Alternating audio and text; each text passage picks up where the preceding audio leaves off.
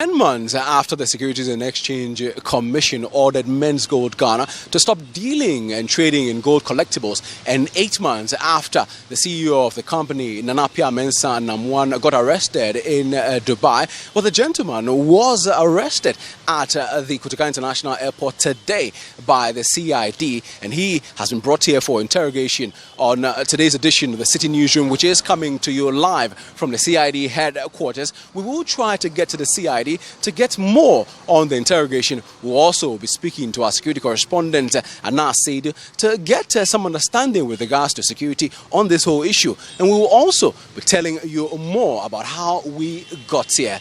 Well, my name is Bobiose, and we're bringing you more on this particular case right here on the City Newsroom. If you've been following the case of Menzgold, then you do know that the CEO of the company, Namwan or Nana Pia Mensah, was operating a company known as Bank in 2014 back in Kaswa, a situation in which the regulator in the financial sector, Bank of Ghana, frowned upon. Now, 5 years down the line, he has been arrested and is being interrogated by the CID. Now, I have my colleague here, Asawase, our security correspondent, to more or less give us an understanding of where we are with security on this particular issue.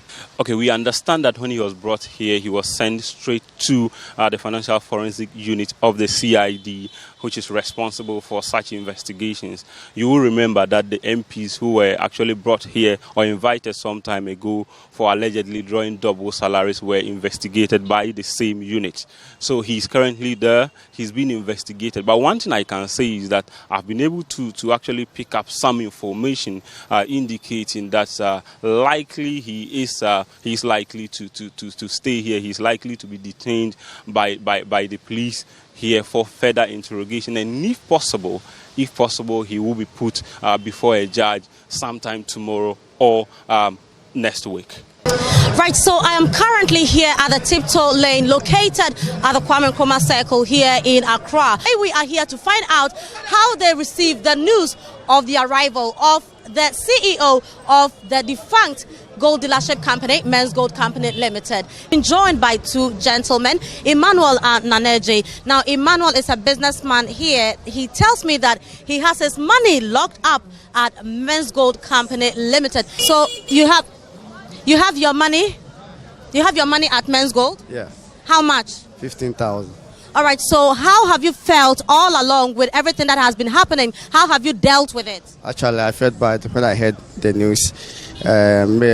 All my business collapsed during the incidents. In fact, I couldn't do anything.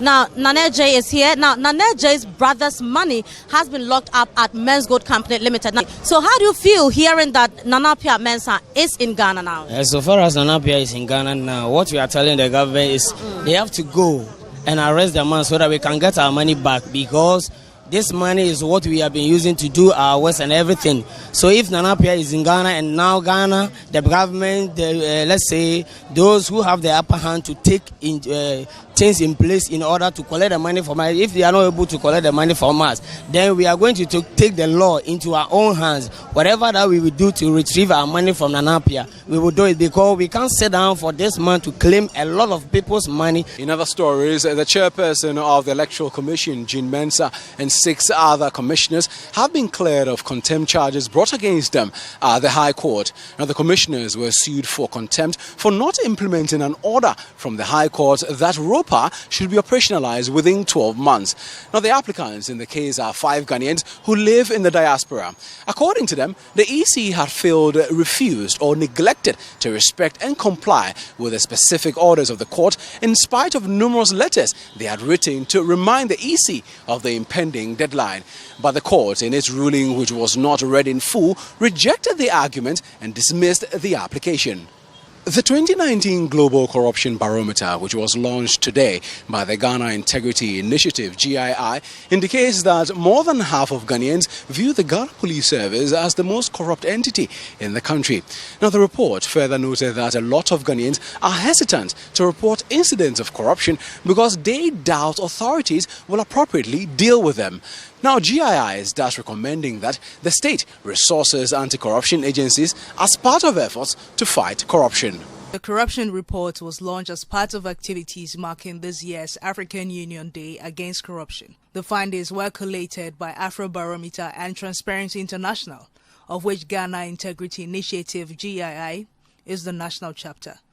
Barometer project manager Daniel Ama-Ato sheds more light on the report, which indicates that majority of Ghanaians deem the Ghana Police Service as the most corrupt institution in the country.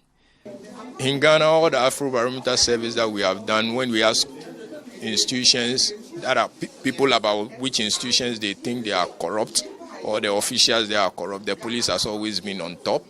So that has been the trend. Per the report, corruption is on the rise, and GII recommends that the state makes available adequate resources to anti-corruption agencies as part of efforts in the fight. We are asking government to resource particularly the anti-corruption institutions, the key ones, so that they can initiate processes of ensuring that we fight corruption and fight it well. Now, the opposition National Democratic Congress is exercised for the picking of nomination forms by those seeking to contest the parliamentary elections in 2020 appears to be encountering some challenges already. Today, some supporters of a prospective parliamentary aspirant for Asawase constituency in the Ashanti region besieged the party's office, threatening to lock up the premises because they are unable to pick forms. The supporters of Mubarak Masawudu have vowed to cause mayhem if the forms are not given to them.